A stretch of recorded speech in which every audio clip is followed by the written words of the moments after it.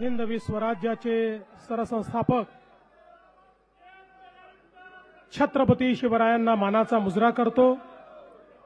भारतीय राज्यघटनेचे शिल्पकार भारतरत्न डॉक्टर बाबासाहेब आंबेडकर यांना मानवंदना अर्पित करतो।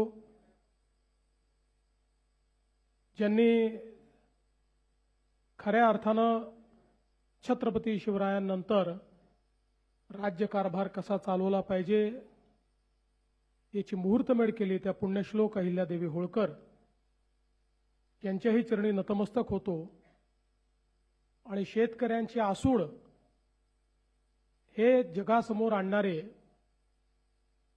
ज्यांची 200वी जयंती आपण साजरी करतो आहोत असे महात्मा ज्योतिबा फुले यांनाही नमन करतो।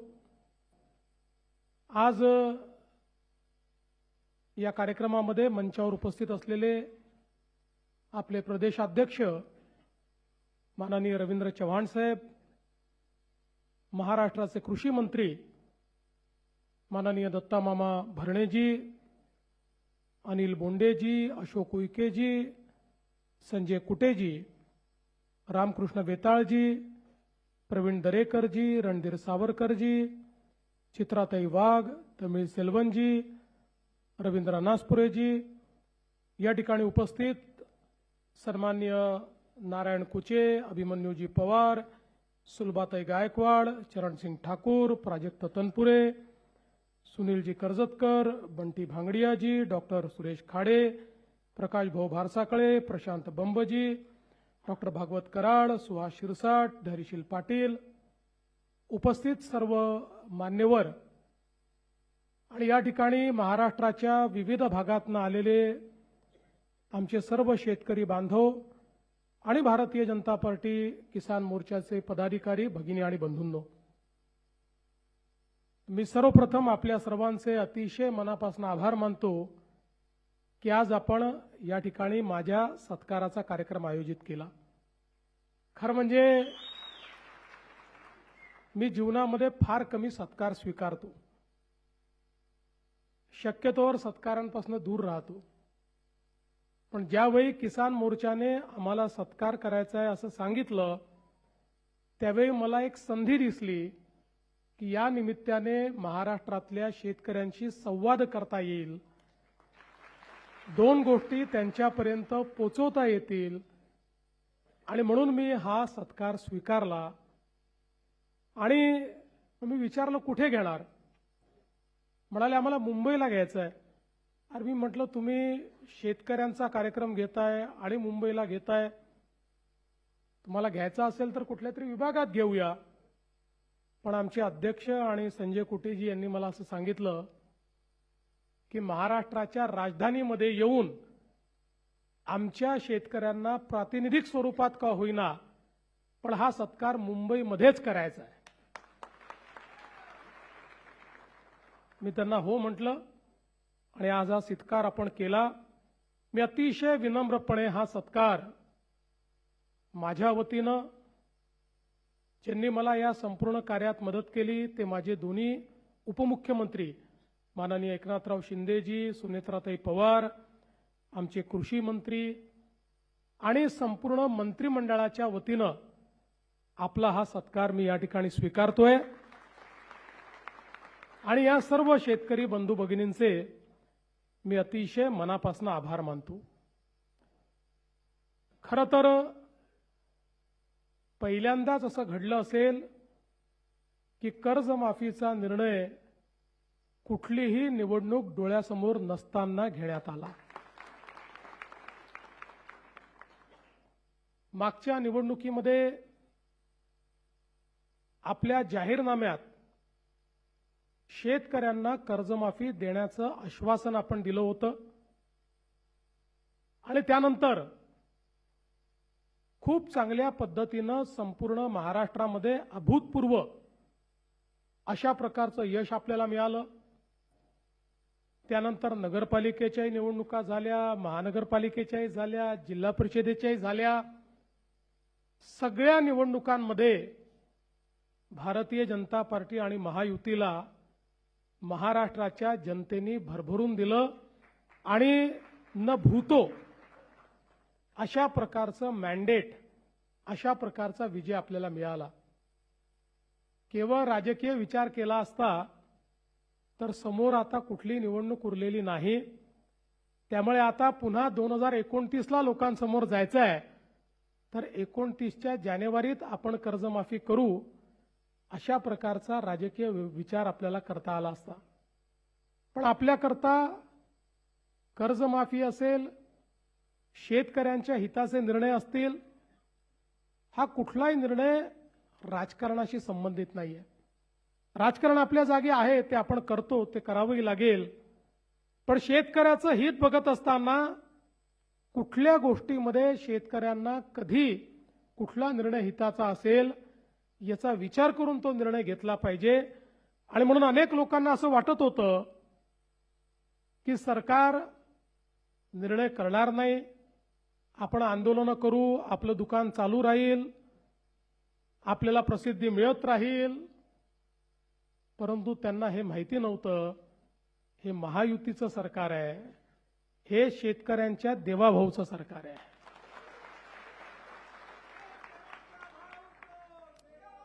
आणि म्हणून आपण कर्जमाफीचा निर्णय घेतला.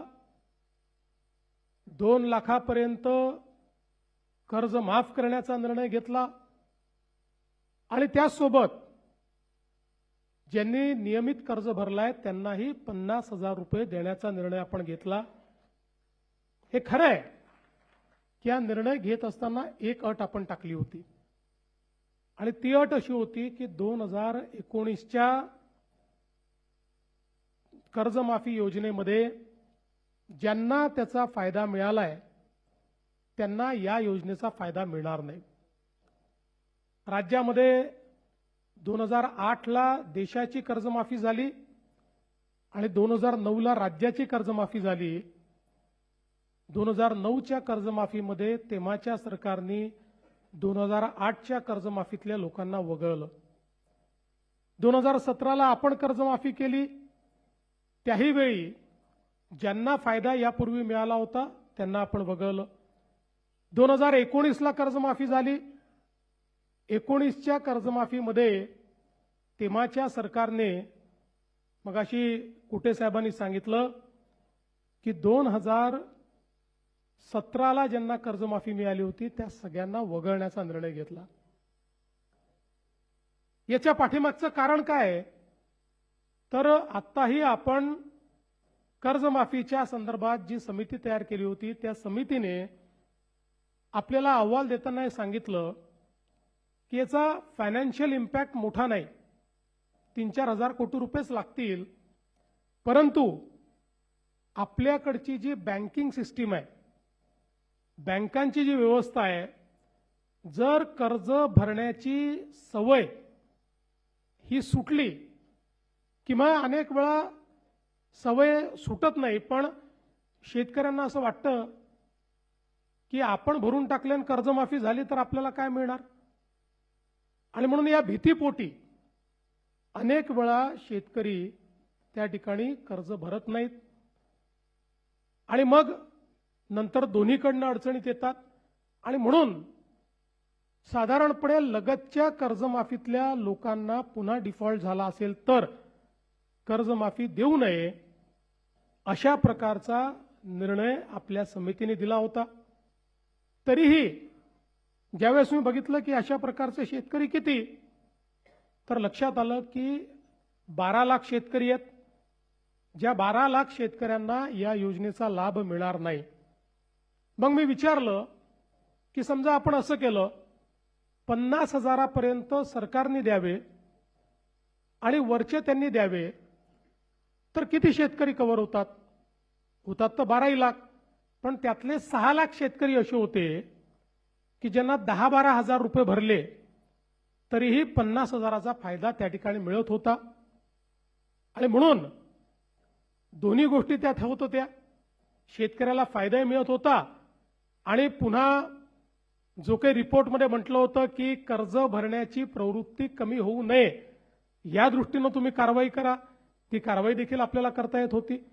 आणि म्हणून त्या रिपोर्टच्या पलीकडे जाऊन आपण हा विचार केला की 50,000पर्यंत आपण द्यावं आणि 1 लाखापर्यंत गेलं तर जवळपास या 12 लाखातले 9 लाख शेतकरी हे 10-12 हजार रुपये भरून त्या ठिकाणी पात्र होत होते आणि म्हणून या दृष्टीने हा निर्णय घेतला होता. दुसरा निर्णय हा आपण चालू कर्ज आपल्या नागरिकांनी किंवा शेतकऱ्यांनी भरावं याकरता त्याची एक अट आपण लावली होती आणि म्हणून अशा पद्धतीने ही कर्जमाफी केल्यानंतर ज्यावेळी आमच्या रणधीरभाऊ सावरकरांसोबत आमचे महायुतीचे तीनही पक्षाचे सगळे आमदार जवळपास 25-30 आमदार माझ्याकडे आले आणि माझी सवय आहे, मी सत्य नेहमी सांगतो, कारण आर्थिक शिस्तही असली पाहिजे आणि म्हणून मी त्यांना समजावून सांगितलं की मला पैसे जास्त लागणार नाही, 4,000 कोटी लागणार आहेत. 36,000 कोटी दिले आहेत तर 40,000 द्यावे लागतील, पण आर्थिक शिस्त देखील आपल्याला लावली पाहिजे, कारण भविष्यात आपल्या जिल्हा बँका जर वाचवायच्या असतील तर कर्ज भरण्याची प्रवृत्ती वाढली पाहिजे, या दृष्टीने घेतलेला हा निर्णय आहे. पण आलेल्या सगळ्या आमदारांनी मला त्या ठिकाणी सांगितलं की तुमचं आर्थिकदृष्ट्या किती बरोबर असेल तरी देखील हे जे शेतकरी बाहेर राहत आहेत त्या शेतकऱ्यांच्या मनामध्ये नेहमीच हे राहील की 56 लाखाला दिलं आणि आम्हाला मात्र सोडून दिलं. त्यामुळे तुम्ही हा निर्णय बदलवा आणि मग त्या सगळ्यांचा आग्रह मला योग्य वाटला. मी आमच्या सगळ्या नेत्यांची चर्चा केली आणि त्या ठिकाणी निर्णय केला की यावेळी ही अट काढून टाकू आणि सरसकट 2 लाखापर्यंत सगळ्यांना कर्जमाफी देऊ. त्यामुळे आता जे 19च्या योजनेतही पात्र होते पण नंतर डिफॉल्टमध्ये गेले तेही 12 लाख शेतकरी याच्यामध्ये पूर्णपणे एकही पैसा त्यांना भरण्याची आवश्यकता नाही. दुसरं महत्त्वाचं आपण केलं, ज्याचा उल्लेख कुटे साहेबांनी केला होता, की उद्योगजींच्या कर्जमाफीमध्ये 2,01,000 रुपया एवढं जरी तुमचं कर्ज झालं तरी तुम्हाला एकही पैसा मिळाला नाही, एकही नाही. आम्ही म्हटलं असं नाही, एकतर आपले 80% शेतकरी अल्पभूधारक आहेत, त्यामुळे ते 2 लाखाच्या आतले आहेत. जे 2 लाखाच्या वरचे आहेत त्यांनाही संधी मिळाली पाहिजे, या दृष्टीनं आम्ही सांगितलं की 2 लाखाच्या वरचे पैसे तुम्ही भरा, 2 लाखापर्यंत पैसे आम्ही भरतो, म्हणजे तुम्हालाही त्याचा फायदा मिळेल. अशा पद्धतीनं त्यांनाही फायदा दिला. आणि अर्थात दुसरी गोष्ट जी आमच्या या शिष्टमंडळाने मला सांगितली ती मला एका मिनिटात पटली. त्यांनी माझाच विषय माझ्यावर उलटवला. ते म्हणाले तुम्हीच घोषित केलाय अल निनोचं वर्ष आहे. मग अल निनोच्या वर्षामध्ये जर शेतकऱ्यांवर संकट आहे तर अशा वेळी तुम्ही जर चालू वर्षाचे पैसे भरा असं त्यांना सांगितलं तर शेतकऱ्यांवर हे नवीन संकट तुम्ही करताय. मी म्हटलं तुमचं म्हणणं बरोबर आहे. तात्काळ तीही अट आपण काढून टाकली.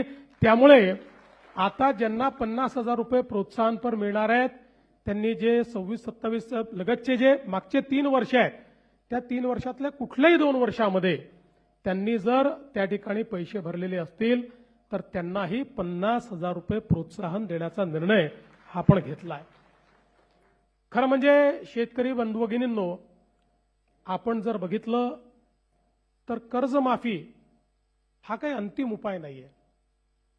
आपण विचार करा, जर राज्यामध्ये शेतकऱ्यांना 7 ते 8 वर्षात 3 वेळा कर्जमाफी द्यावी लागत असेल तर कुठेतरी आपल्या शेतीसमोरचे प्रश्न फार गंभीर आहेत. आणि म्हणून मी नेहमी सांगतो कर्जमाफी आवश्यकच आहे, ती दिलीच पाहिजे. पण कर्जमाफीने कुठला शेतकरी श्रीमंत झाला नाही, कर्जमाफीने कुठला शेतकरी परमनंट त्या कर्जाच्या विळख्यातनं बाहेर पडला नाही. जर आपली शेती फायद्याची करायची असेल तर वेगवेगळ्या प्रकारच्या उपाययोजना केल्याशिवाय शेती फायद्याची होऊ शकत नाही. आज आपण बघा इंडस्ट्रीत नवनवीन तंत्रज्ञान येतं आणि त्या तंत्रज्ञानामुळे ती इंडस्ट्री फायद्यामध्ये जाते. जर एखाद्या उद्योगाने ठरवलं की मी नवीन तंत्रज्ञान आणणारच नाही, तर तो उद्योग बंद पडतो. दुसरा कोणीतरी तंत्रज्ञान आणतो आणि त्या उद्योगाच्या पुढे जातो. आमच्या शेतीचं क्षेत्र देखील असं आहे की या क्षेत्रामध्ये जर आपण नवीन पद्धती आणल्या नाहीत, या शेतीमध्ये आपण नवीन तंत्रज्ञान आणलं नाही, तर शेती फायद्याची होऊ शकत नाही. आणि मग या सगळ्या नवीन गोष्टी करण्याकरता अडचण काय आहे? ती अडचण आहे गुंतवणुकीची. ज्या शेतकऱ्याकडे जो अल्पभूधारक शेतकरी आहे, या अल्पभूधारक शेतकऱ्याला गुंतवणूक त्यांनी करायची कशी? गुंतवणुकीकरता त्याला पैसे येतील कुठनं? तो जेमतेम पीक कर्ज काढतोय आणि तेही कर्ज जर परत करू शकत नाहीये, तर मग गुंतवणूक तो करेल कशी? आणि म्हणून 2014 नंतर मोठ्या प्रमाणात आपण शेती क्षेत्राला रिलीफ आणि रिहॅबिलिटेशन म्हणजे मदत आणि पुनर्वसनचं क्षेत्र नाही, ते तर करावंच लागतं. पाऊस आला तर, अतिवृष्टी झाली तर, अवर्षण झालं तर, वाहून गेली तर, सगळ्या गोष्टीत ते तर करावंच लागतं. पण केवळ तितक्यापुरतं मर्यादित ठेवायचं नाही. शेती क्षेत्रामध्ये गुंतवणूक करायची आपण निर्णय घेतला, मग जलयुक्त शिवार असेल, मागेल त्याला शेततळं असेल, मागेल त्याला सिंचन विहीर असेल, मागे त्याला ठिबक असेल. तुम्ही आठवा 2014 पूर्वीची परिस्थिती तुम्ही आठवा. मी देखील जवळपास 10 वर्ष माझ्याकडे ग्रामीण क्षेत्र होतं मी आमदार असताना. नंतर मग माझं शहरी क्षेत्र झालं. पंचायत समितीत आम्ही बसायचो, काहीतरी इष्टांक आलेला असायचा आणि मग ते पंचायत समितीचे सभापती, सदस्य आणि आमदार मिळून आम्ही वाटायचो. 4 तुझ्याकडे, 2 तुझ्याकडे, 4 तुझ्याकडे, 5 तुझ्याकडे. आणि त्या वाटणीतही आम्ही एवढं खुश असायचो की जणू काय शेतकऱ्याला आपण दिलेला आहे अशा पद्धतीची बंदरबाट आपण करायचो. मी सांगितलं की पद्धतीच दूर झाली पाहिजे आणि मग सगळ्या गोष्टी मागेल त्याला, ज्याला आवश्यकता त्याने मागावं, आपण त्याला देऊ, अशा पद्धतीनं मागेल त्याला शेततळ्यांची योजना आपण आणली. महाराष्ट्रामध्ये लाखो शेततळी आपण तयार केली. आज तुम्ही बघा, म्हणजे आम्हाला संधी मिळते अनेक वेळा हेलिकॉप्टरमधून जाण्याची, अलीकडच्या काळात मी वापरत नाहीये, पण अनेक जिल्हे असे आहेत आणि मराठवाड्यातले देखील अनेक जिल्हे असे आहेत की जे कोरडे जिल्हे आहेत, पण तुम्ही वरून जर बघितलं ना तर प्रत्येक शेतात शेततळ तुम्हाला भेटतं. आणि ते विचारा कधी झालेलं आहे? हे मागेल त्याला शेततळ्याच्या आपल्या योजनेत झालेलं आहे. आज जे काही पाणी आहे ते आपण साठवू शकतो. आणि मग आताच्या परिस्थितीत अल निनोमध्ये कुठेतरी 5, 7, 8 जुलैला भरपूर पाऊस येतो आणि त्याच्यानंतर 25 जुलैपर्यंत पाऊस गायब होतो. अशा परिस्थितीमध्ये जर पिकावर ताण पडला तर त्या पिकाला पाणी द्यायचं कुठनं? त्याकरता ही शेततळी आहे, त्याकरता प्रोटेक्टिव्ह इरिगेशन करता ही कामी येत आहेत. आज परिणाम असा झाला, आम्ही साधारणपणे ज्या ठिकाणी जलयुक्त शिवारची कामं आपण केली, जलसंधारणाची कामं केली, त्या गावांचं ज्यावेळेस ऑडिट केलं, त्या ऑडिटमध्ये असं लक्षात आलं की अनेक गावं अशी होती की जी एका पिकावर होती, ती आज 3-3 पिकं घेऊन राहिली आहेत. ज्या गावांमध्ये बागायतीचा विचार करत नव्हते, फळबागांचा विचार करत नव्हते. मला नेहमी आजही माझ्याकडे तो व्हिडिओ आहे की ज्यावेळी 2019 साल असेल, मी सांगोल्याला गेलो आणि त्या सांगोल्यामध्ये एक शेतकरी म्हणाला माझ्या शेतीत तुम्हाला यावंच लागेल, आणि मला घेऊन गेला आणि त्यांनी सांगितलं इथे माझ्याकडे काही पिकत नव्हतं. आज जलयुक्त शिवारनंतर ऍपल बेर त्यांनी पिकवणं चालू केलं आणि म्हणाला यावर्षी 25 लाख रुपयाचे ऍपल बेर मी त्या ठिकाणी विकेल. त्यामुळे शेतीमध्ये आणि शेतीच्या क्षेत्रात गुंतवणूक आपण सुरू केली. पूर्वीच्या काळामध्ये लोकांना ड्रिप इरिगेशन करता, ठिबक सिंचनाकरता वाट पाहावी लागायची. आम्ही सांगितलं ऑनलाईन अप्लाय करा, ऑनलाईन अर्ज करा आणि ऑनलाईनच तुमच्या खात्यात पैसे जातील. आताही जे मामा सांगत होते की काही बॅकलॉग राहिला होता तोही आम्ही पूर्ण करतोय. आणि जेवढे अर्ज आले, 5 लाख अर्ज आले तर 5 लाख अर्ज आम्ही स्वीकृत करणं सुरू केलं. ट्रॅक्टरची मागणी जेवढी आली आम्ही स्वीकृत केली. इतक्या मोठ्या प्रमाणात हळूहळू हे यांत्रिकीकरण आपण सुरू केलं. आणि महत्वाचं यातलं काय आहे तर आज आपल्याला आपल्या शेतीमध्ये जर परिवर्तन करायचं असेल, गुंतवणुकीची क्षमता बघा, जागतिक बाजारपेठ झाली आहे. आता शेतमालाचा भाव हा कुठलं राज्य ठरवत नाही, कुठला देश ठरवत नाही, जागतिक बाजारपेठ ठरवते. त्यामुळे त्या जागतिक बाजारपेठेमध्ये जर आपल्याला त्या ठिकाणी आपल्या शेतमालाचा भाव घेऊन फायदा करायचा असेल तर उत्पादन खर्च कमी करावा लागेल. उत्पादन खर्च कमी करायचा असेल उत्पादकता वाढवावी लागेल. उत्पादकता वाढेल तेव्हाच उत्पादन खर्च कमी होईल. आणि मग अशा सगळ्या गोष्टींकरता आता ज्याच्याकडे 1 एकर शेती आहे, 2 एकर शेती आहे, त्याची गुंतवणुकीची ताकद किती आहे. आणि म्हणून आपण गटशेतीची योजना सुरू केली.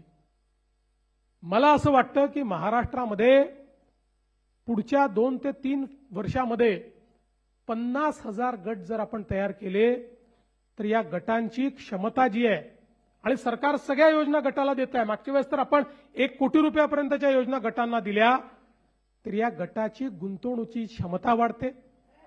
या गटांना जे काही निविष्ठा खरेदी करावे लागतात त्याची किंमत कमी होते. वेगवेगळ्या पिकांचे प्रयोग करून पूरक पिकं त्या ठिकाणी घेता येतात आणि त्यातनं शेती जी आहे ही उद्योगासारखी फायद्यामध्ये आपल्याला आणता येते. आणि म्हणून त्याही दृष्टीने खूप मोठ्या प्रमाणात काम करण्याची आवश्यकता आहे. आमच्या शेतकऱ्याचा जो काही खर्च आहे तो कमी व्हावा म्हणून आपण 2 गोष्टी त्या ठिकाणी केल्या. सगळ्यात महत्त्वाचं काही केलं असेल तर आमच्या शेतकऱ्यांना 7.5 हॉर्स पॉवर पर्यंत जो काही विजेचा खर्च होता ते वीज बिल माफ करण्याचा निर्णय आपल्या सरकारने घेतला. आज याचा कधी कोणी विचार करत नाही. वीज बिल माफ झालं म्हणजे वीज कंपनी जी आहे ती कंपनी स्वतःच्या खिशातनं भरत नाही. दरवर्षी 25,000 कोटी रुपये मी बजेटमधनं काढतो आणि त्या आमच्या वीज वितरण कंपनीला देतो. कारण ते जर दिले नाही तर MERC सांगते की जे इतर ग्राहक आहेत त्या सगळ्या ग्राहकांवर हे 25,000 कोटी लोड करा, त्यांचं विजेचं बिल वाढवा आणि त्यांच्या खिशातनं ते वसूल करा. आणि म्हणून दरवर्षी 25,000 कोटी रुपये हे आपण वीज बिल माफीच्या पोटी देतो. आणि मला हेही सांगताना आनंद वाटतो की याच महाराष्ट्राने जवळपास महाराष्ट्रातल्या शेतकऱ्याला आपल्याला माहिती आहे अर्धे दिवस सकाळी वीज, अर्धे दिवस रात्री वीज, इतक्या मोठ्या प्रमाणात रात्रीची वीज आल्यानंतर शेतकऱ्याला काय अडचणी त्या ठिकाणी सहन कराव्या लागतात आपल्याला माहिती आहे. आपण सौर कृषी वाहिनी आणि सौर पंप अशा 2 योजना आणल्या.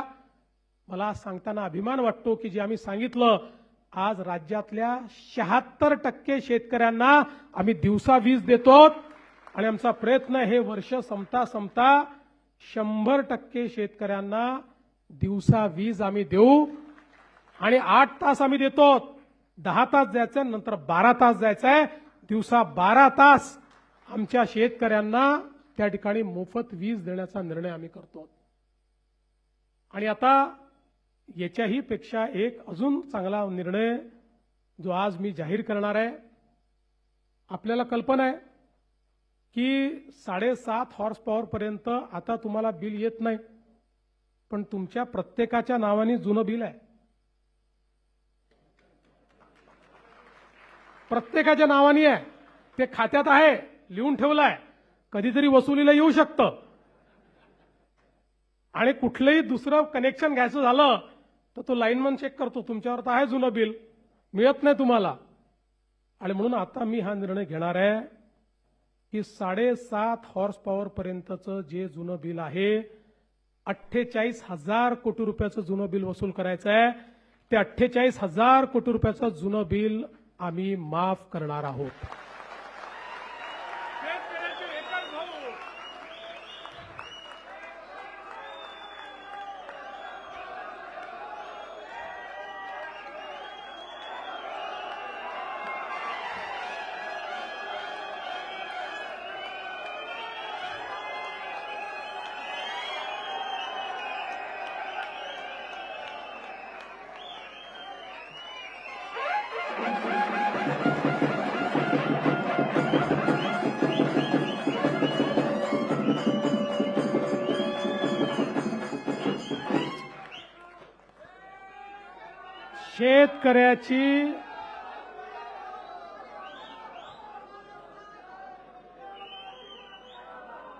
शेतकऱ्याची पाटी ही कोरी झाली पाहिजे आणि त्याला नव्याने त्या पाटीवर इतिहास लिहिता आला पाहिजे, या दृष्टीनं घेतलेला हा निर्णय.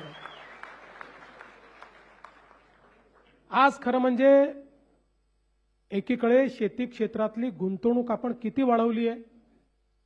माननीय मोदीजींच्या नेतृत्वामध्ये केंद्र सरकार आणि राज्य सरकार मिळून यावर्षी शेती क्षेत्राला विविध योजनांच्या माध्यमातून कुटे साहेब आपण जो पैसा देतोय तो 95,000 कोटी रुपये आहे. कर्जमाफीच्या व्यतिरिक्त, कर्जमाफीचा पैसा नाही, 95,000 कोटी रुपये आपण देतो आहोत. मोठ्या प्रमाणात ही गुंतवणूक आपण वाढवतो. आपला प्रयत्न आहे की एक क्षेत्र हळूहळू सस्टेनेबल झालं पाहिजे आणि म्हणून एक एक गोष्ट जी आपण करतोय, आता शेती क्षेत्रामध्ये आपण एआयचा वापर चालू केलाय. कारण आपल्याला जर उत्पादन खर्च कमी करायचा असेल तर आज आपण इस्रायलची शेती बघितली तर इस्रायलच्या शेतीमध्ये फर्टिगेशन आहे, ठिबक सिंचन आहे, पण त्या ठिबक सिंचनामध्ये फर्टिगेशन आहे. जे काही त्या ठिकाणी द्यावं लागतं ते सगळं त्या ठिबकच्या माध्यमातून जात असताना कंप्लीट ऑटोमेशन असल्यामुळे जेवढं सीसी गेलं पाहिजे, आपण तर अंदाजे करतोय सगळ्या गोष्टी, अंदाजे जेवढं सीसी गेलं पाहिजे तेवढंच ते जातं, त्यापेक्षा जास्त जात नाही. त्याचा परिणाम काय होतो? जमीन चांगली राहते. त्याचा परिणाम काय होतो? खर्च कमी होतो आणि वाढीला त्याचा फायदा होतो. त्यामुळे अशा पद्धतीचे जे काही विषय आहेत ते आपल्याला हळूहळू न्यावे लागतील. आणि शेतीमध्ये जे काही आपण वापरतो, आज रासायनिक खतांमुळे आपल्या शेतीची अवस्था ही वाईट होते आणि म्हणून त्याचा वापर कसा कमी करायचा. आज आपण जे काही आपलं त्या ठिकाणी दुसरं खातं ॲनिमल हजबंडरीचं, त्या खात्यामध्ये देखील खूप मोठ्या प्रमाणात काम चालू केलेलं आहे. कारण आपल्याला कल्पना आहे की आपल्या शेतीतल्या गायी कमी झाल्या, जनावरं कमी झाले आणि त्यातनं शेतीमध्ये ज्या नैसर्गिक गोष्टी जात होत्या त्या गोष्टी आता हळूहळू आपल्या जायला लागल्या. सगळं आपण रासायनिक वापरायला लागलो आणि म्हणून पुन्हा एकदा नैसर्गिक शेतीकडे जाण्याकरता त्या ठिकाणी आपला प्रयत्न आहे की पशुसंवर्धन दुग्ध व्यवसाय विकास विभागाच्या माध्यमातून मोठ्या प्रमाणात योजना आणून आपल्या देशी गायींचं संवर्धन झालं पाहिजे. आणि देशी गायींच्या माध्यमातून आज इतके चांगले प्रयोग झाले आहेत. आज जीवामृत असेल किंवा इतर पद्धती असतील की ज्यामुळे अतिशय कमी खर्चामध्ये गोमूत्र असेल, शेण असेल, गूळ असेल, हळद असेल, अनेक गोष्टी त्याचं मिश्रण करून आणि त्या ठिकाणी ज्या प्रकारे आमच्या शेतीमध्ये आज त्यांनी उत्पादकता वाढते आहे, ती कमी होत नाही आहे, असे वेगवेगळे प्रयोग हे आपल्याला करावे लागतील. आणि त्यातनं आपल्या जमिनीची जी उर्वरा क्षमता आहे, जी उत्पादन क्षमता आहे, ही क्षमता देखील त्या ठिकाणी आपल्याला पुन्हा एकदा परत आणावी लागेल, ती वाढवावी लागेल. या सगळ्या गोष्टी येत्या काळामध्ये करण्याचा आपला प्रयत्न आहे. आणि म्हणून गुंतवणुकीच्या मॉडेलकडे आपण सगळे लोक या ठिकाणी जाण्याचा प्रयत्न करतो. खरं म्हणजे मी कधी फार सांगत नाही, पण मीही शेतकऱ्याचाच मुलगा आहे. माझ्या घरी वडिलोपार्जित शेती आहे. माझे वडील स्वतः शेतकरी होते. आजही माझी शेती माझ्या गावामध्ये आहे. कोणी जाऊन पाहिलं तर माझ्या शेतीमध्ये आजही त्या ठिकाणी धानाची शेती होते. आणि जवळपास वयाच्या 25व्या वर्षापर्यंत वर्षातले 3 महिने गावी असायचो. वर्षातले 3 महिने मी गावी असायचो. माझ्या गावातले मित्र अजूनही आहेत. आणि घरी शेती होती, घरी आमराई होती, घरी ऊस होता. आमच्याकडे कारखाने वगैरे काही नव्हते मामा, त्यामुळे आम्ही ते कढईमध्ये त्या ठिकाणी गुळ तयार करायचो त्याच्यातनं. त्यामुळे गुऱ्हाळ होतं आमच्याकडचं. त्या गुऱ्हाळामध्ये ते गुळ तयार करायचं, त्याची राब काढायची, ती राब नंतर मटकीमध्ये ठेवायची, मग ती राब खायची. हे सगळं लहानपणापासून बघितलेलं आहे. आमच्याकडे बगीचा होता, बगीच्यामध्ये सर्व प्रकारचे भाज्या आम्ही त्या ठिकाणी तयार करायचो. त्यामुळे शेतामध्ये गेलेलो आहे, शेती बघितलेली आहे. जेव्हा पावसाळा असायचा त्यावेळी आमच्याकडे रोवणी जी व्हायची तेव्हा भले रोवणे करण्याकरता नाही, रोवणे करण्याच्या बहाण्याने चिखलात खेळायला मिळायचं म्हणून सगळे भावंड आम्ही त्या चिखलात जाऊन त्या ठिकाणी रोवणी करायचो. हे सगळं केलेलं आहे. त्यामुळे एखाद्या रूममध्ये बसून निर्णय घेणारा मी नाही आहे. हे सगळं जवळून बघितलेलं आहे. शेती मातीशी संबंध आमचाही आहे. फक्त आम्ही कधी फार ते सांगत फिरत नाही की बाबा आमचा खूप संबंध आहे. त्यामुळे अनेक वेळा लोकांना असं वाटतं की शहरातनं निवडून येतं त्यांना काही समजतं का नाही समजत. महत्वाचं एवढंच आहे की जोपर्यंत शेतीची अर्थव्यवस्था ही आपण योग्य करणार नाही, जोपर्यंत त्या अर्थव्यवस्थेमध्ये आमूलाग्र बदल आपण घडवणार नाही, जोपर्यंत केवळ शेती नाही तर शेतीच्या नंतर त्याचं प्रोसेसिंग आहे, त्याला योग्य मार्केट मिळवून देणं आहे, त्याचं ब्रँडिंग आहे, या गोष्टी जोपर्यंत आपण करत नाही. आणि म्हणूनच मागच्या काळामध्ये मुख्यमंत्री असताना मी त्या ठिकाणी 2 योजना सुरू केल्या. पहिली नानाजी देशमुख कृषी समृद्धी योजना, वर्ल्ड बँकेकडनं आज ती योजना चाललेली आहे 5,000 कोटी रुपयाची, की ज्या योजनेमध्ये आज जलसंधारणापासून तर व्हॅल्यू चेनपर्यंत सगळ्या गोष्टी विदर्भ आणि मराठवाड्याच्या या जिल्ह्यांमध्ये चाललेल्या आहेत, काही उत्तर महाराष्ट्रातल्या जिल्ह्यात चालले आहेत. आणि दुसरी आपण जी योजना स्मार्टची आणि मॅग्नेटची केली, की ज्या योजनेमध्ये आपला प्रयत्न आहे 10,000 गावांमध्ये आपली जी प्राथमिक सोसायटी आहे त्या सोसायटीला ॲग्री बिझनेस सोसायटीमध्ये परिवर्तित करायचं, त्याला प्रशिक्षित करायचं. आणि संपूर्ण जी चेन आहे, गोडाऊन असेल, कोल्ड चेन असेल, अशी जी कंप्लीट चेन आपल्याला करावी लागते की ज्याच्यामुळे शेतकऱ्यांना होल्डिंग करता आलं पाहिजे. आज शेतकऱ्यांचा प्रश्न हाच आहे, आपण हमी भाव देतो, हमी भावाने खरेदी पण भरपूर करतो, पण आपल्याला माहिती आहे की जसं कापूस आहे, कापसामध्ये खेळा खरेदी होते, त्या ठिकाणी जाऊन शेतीमध्ये खरेदी होऊन जाते. त्या शेतकऱ्याला लगेच काहीतरी समोरचं पाहिजे असतं, म्हणजे लग्न आहे घरी, काहीतरी सण आहे, त्यामुळे मिळेल त्या भावात तो आलेल्या व्यापाऱ्याला विकून टाकतो आणि मग हमी भावाचा फायदा त्याला मिळत नाही. आणि म्हणून हमी भावाची विक्री होतपर्यंत त्याला ते योग्य ठिकाणी ठेवताही आलं पाहिजे आणि त्याच्यावर त्याला तारणही मिळालं पाहिजे, जेणेकरून त्याला कुठलंही त्यातनं अडचण येणार नाही. अशा प्रकारची व्यवस्था ही आपल्या प्राथमिक सोसायट्यांच्या माध्यमातूनच कशी उभी करता येईल याचं काम आज आपण जवळपास 10,000 गावांमध्ये करतो आणि पुढेही आपल्याला हे काम जवळजवळ सगळ्या गावांमध्ये करायचं आहे. ही सगळी अर्थव्यवस्था बदलण्याचं काम हे आपल्याला निश्चितपणे या ठिकाणी करायचं आहे. आणि मला विश्वास आहे की आज जरी आपला शेतकरी अडचणीत आहे आणि मला हे दिसतंय की आपण जर फोकस काम केलं तर आज शेतकऱ्याला मदत करावी लागते. फोकस पद्धतीने काम केलं तर आजपासून 5, 7, 10 वर्षानंतर शेतकरी तुमच्या दारात येणार नाही, शेतकऱ्याला तुम्हाला मदत करावी लागणार नाही. आज आमचा फोकस हा शेतीसोबत इतक्या मोठ्या प्रमाणात उद्योगावर आहे. हा का आमचा उद्योगावर आहे? याचं कारण असं आहे की एकीकडे हळूहळू शेती क्षेत्रातला रोजगार कमी होणार आहे. तो याकरता कमी होणार आहे की पूर्वी असं होतं, शेत मोठं होतं, 4 मुलं हो का 6 मुलं हो सगळे शेतीवर जायचे. आता ती परिस्थिती नाही आहे आणि हळूहळू शेतमजुरांची संख्याही थोडी कमी व्हायला लागली आहे. त्यामुळे हळूहळू आपण यांत्रिकीकरणाकडे येणार आहोत आणि म्हणून गावातल्या मुलांना केवळ शेती आणि शेतीतलं म्हणजे जी शेती 2 भाऊ करू शकतात ती 4 भाऊ करतायत. त्यामुळे उरलेल्या 2 भावांचे जे श्रम आहेत त्याला पैसे मिळत नाही आहेत आणि म्हणून त्याला उद्योगाची जर जोड दिली तर उद्योगाच्या माध्यमातून समजा 2 भाऊ उद्योगात गेले आणि 2 भाऊ शेतीत राहिले तर तिथलं अर्थकारण जे आहे ते पूर्णपणे बदलेल. आणि दुसरा प्रयत्न आहे, जवळपास पुढले 8 ते 10 वर्ष शेती क्षेत्रामध्ये पैसा टाकावा लागणार आहे. पैसा येईल कुठनं? राज्यामध्ये जर आपण आज या स्मार्ट सिटी तयार करतो, आपण नवीन मुंबई 3 करतो, मुंबई 4 करतो, इन्फ्रास्ट्रक्चर तयार करतो, उद्योगाकरता वेगवेगळ्या प्रकारचे मार्ग तयार करतो, याचं कारण हे सगळं केल्यामुळे राज्याच्या तिजोरीत पैसे येतात. तिजोरीतच पैसे आले नाही तर टाकणार कुठं नाही.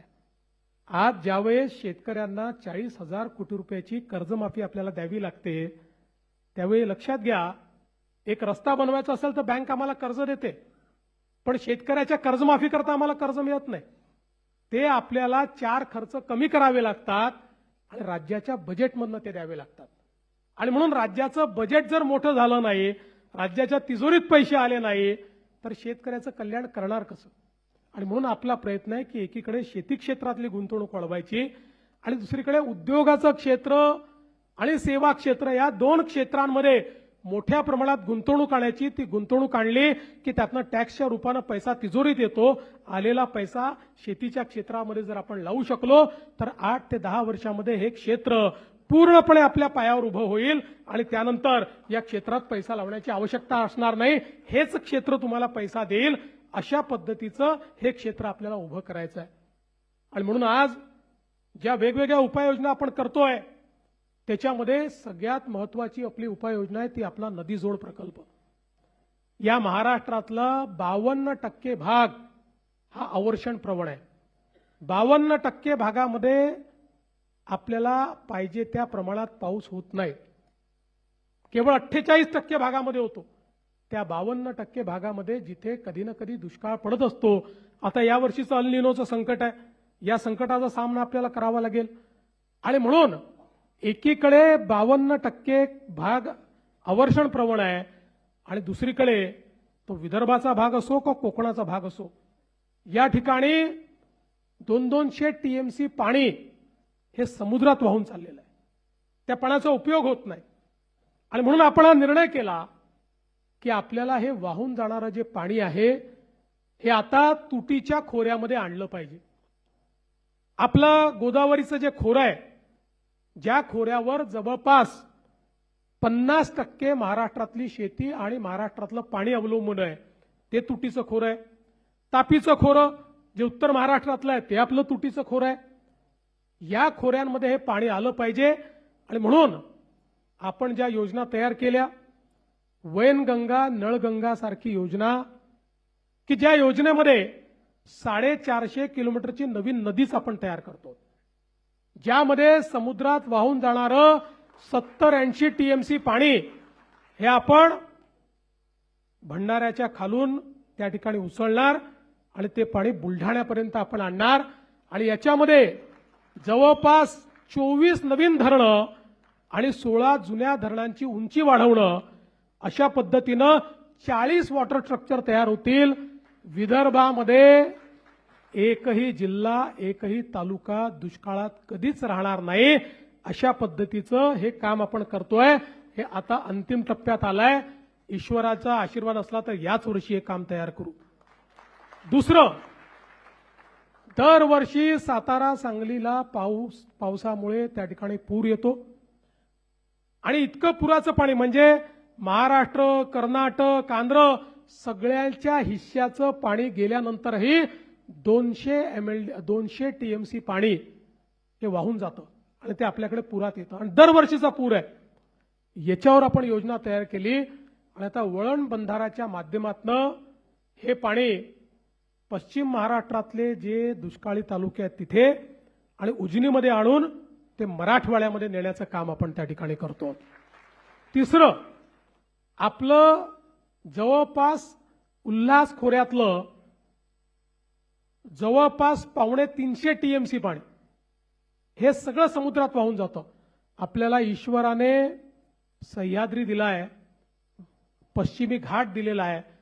या पश्चिमी घाटातनं ज्या नद्या आहेत, पश्चिमेला वाहणाऱ्या नद्या आहेत, या नद्यांचं पाणी आपल्याला मिळत नाही, ते थेट समुद्रात जातं. हे सगळं समुद्रात जाणारं पाणी उचलायचं आणि उचलून वेगवेगळ्या स्ट्रक्चरच्या माध्यमातून ते गोदावरीच्या खोऱ्यात आणायचं, काही तापीच्या खोऱ्यामध्ये आणायचं आणि त्या माध्यमातून उत्तर महाराष्ट्र आणि मराठवाडा हा पूर्णपणे दुष्काळमुक्त करायचा. अशा पद्धतीचं काम आपण हातामध्ये घेतलं. लोकांना वाटायचं, मी ज्यावेळेस 2014-15 साली म्हणायचो की हे केवळ भाषणात आहे, हे होऊ शकत नाही. पण मी जीवनात हे शिकलो आहे की स्वप्न पाहायचे आणि स्वप्न पूर्ण करायचे. केवळ स्वप्न पाहून चालत नाही. ज्यावेळेस समृद्धी महामार्गाचं स्वप्न बघितलं त्यावेळेसही लोकांनी वेड्यात काढलं होतं. होणार कसं, पैसा येणार कुठनं. आज एक समृद्धी महामार्ग नाही, असे अनेक मार्ग आपण तयार करतो. आज आपण जवळपास या महाराष्ट्रामध्ये जी कामं सुरू आहेत ती 6 लाख कोटीची आहेत आणि जी सुरू करणार आहोत ती अजून 6 लाख कोटीची आहेत. आता या ज्या लिंक्स आहेत या सगळ्या लिंक्स मिळून जवळपास 2.5 लाख कोटी रुपये त्याकरता लागणार आहेत. लोक विचारतात येतील कुठनं. मी म्हटलं बघत राहा, येतील. हे शेतकऱ्यांचं काम आहे, पैसा येईल. आणि यावर्षी या सगळ्या लिंक्स हळूहळू करून आम्ही सुरू करू आणि एकदा या लिंक जर झाल्या तर महाराष्ट्रामध्ये कुठलाही भाग हा आपल्याला दुष्काळी दिसणार नाही. आपल्या पिढीने दुष्काळ बघितला, पुढची पिढी दुष्काळ पाहणार नाही. अशा पद्धतीनं महाराष्ट्राचं कार्य हे आपण हातामध्ये घेतलं आहे. आणि म्हणून बंधू भगिनींनो, खरं म्हणजे सांगण्यासारख्या गोष्टी खूप आहेत, पण आपल्याला एवढंच सांगू इच्छितो की या क्षेत्राकडे आम्ही केवळ शॉर्ट टर्म म्हणून उद्याचा विचार या पद्धतीने पाहत नाही, तर गेल्या 10 वर्षामध्ये जितके वर्ष मला संधी मिळाली त्या संधीमध्ये लॉंग टर्मचा विचार, भविष्यातला विचार हा डोळ्यासमोर ठेवून या क्षेत्रातलं परिवर्तन करण्याचा प्रयत्न आपला आहे. टीका करणारे टीका करतात. तुम्हाला तर माहिती आहे सगळ्यात जास्त टीका सहन करण्याची क्षमता माझ्यामध्ये आहे. माझ्या एवढी टीका तर कोणीच सहन केली नाही. पण मी नेहमी एक गोष्ट सांगतो, टीका करणाऱ्याला कोणी लक्षात ठेवत नाही, जो कर्तृत्व करतो त्यालाच लोक लक्षात ठेवतात. आपण केलेली जी कामं आहेत ही कामच इतिहासामध्ये जिवंत राहतात. व्यक्ती जिवंत राहत नाही आणि टीका करणारा तो वर्षभरापेक्षा जास्त त्याला कोणी लक्षात ठेवत नाही. आणि म्हणून या सगळ्या कामांच्या माध्यमातून महाराष्ट्रातलं कृषी क्षेत्र बदललं, शेतकऱ्यांचं जीवन बदललं, अशा प्रकारचा आपला प्रयत्न आहे. आणि आज त्याच निमित्ताने या सगळ्या गोष्टी आपल्यापर्यंत पोहोचवता यावा हा माझा स्वार्थ होता. आणि म्हणूनच आपण जो सत्कार घेतला त्या सत्कारामुळे मला देखील हे सगळं बोलण्याची, हा संवाद करण्याची संधी या ठिकाणी प्राप्त झाली.